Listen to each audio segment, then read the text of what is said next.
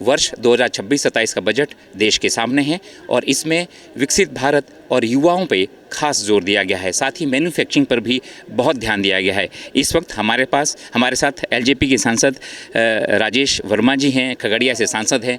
आपका संसद टीवी में बहुत बहुत स्वागत है। आपकी नज़र में कैसा बजट वर्ष 2026-27 का? नहीं, बिल्कुल सभी वर्गों को समाहित करते हुए जिस खूबसूरती से हमारी आदरणीय वित्त मंत्री निर्मला सीतारमण जी ने इस बजट को प्रस्तुत किया है, जिसमें विशेष रूप से जो मध्यम वर्गीय परिवार है उनका विशेष ध्यान रखा गया है। बहुत सारी ऐसी बीमारियां हैं जिसमें दवाइयां बहुत महंगी होती है, चाहे वो कैंसर की बात करें, चाहे वो हम लोग डायबिटीज़ की बात करें, चाहे और हम लोग जो भी गंभीर बीमारियां हैं उन सब को कहीं ना कहीं सस्ता किया गया। और साथ ही साथ अभी इस बजट में वुमेन एम्पावरमेंट को लेकर, युवाओं को लेकर, रोज़गार को लेकर एक बड़ा निवेश किया गया। 12 लाख करोड़ के आसपास नया जो है वो इन्वेस्टमेंट देश के प्रगति के लिए किया जा रहा है।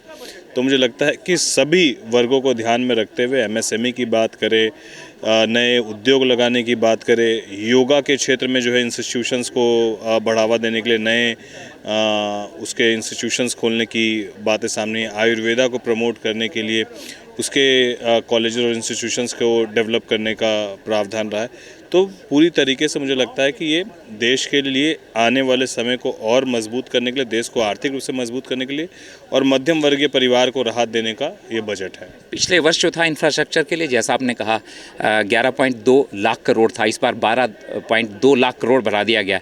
तो जब वो इंफ्रास्ट्रक्चर का बजट बढ़ता है तो रोड की स्थिति अच्छी होती है, रेलवे की स्थिति अच्छी होती है, सिविल एविएशन की स्थिति अच्छी होती है।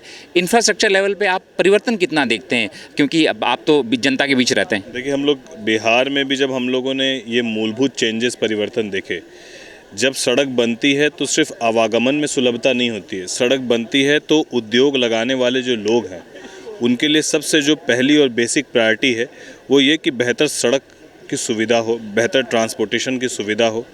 तो मुझे लगता है कि जब इंफ्रास्ट्रक्चर डेवलप होगा तो सिर्फ हम लोग के आवागमन में सुलभता नहीं होगी, बड़े उद्योग भी लगने के लिए आएंगे, एम्प्लॉयमेंट भी जनरेट होगा।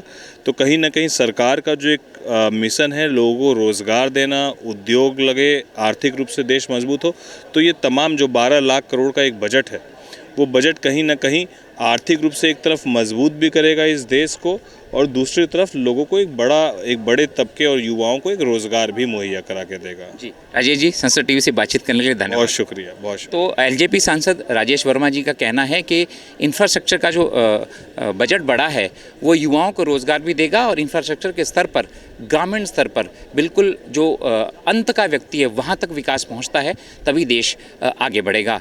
कैमरा सहयोगी ललन सिंह और कैमरामैन सुनील शर्मा के साथ पवन कुमार शर्मा, संसद टीवी, नई दिल्ली।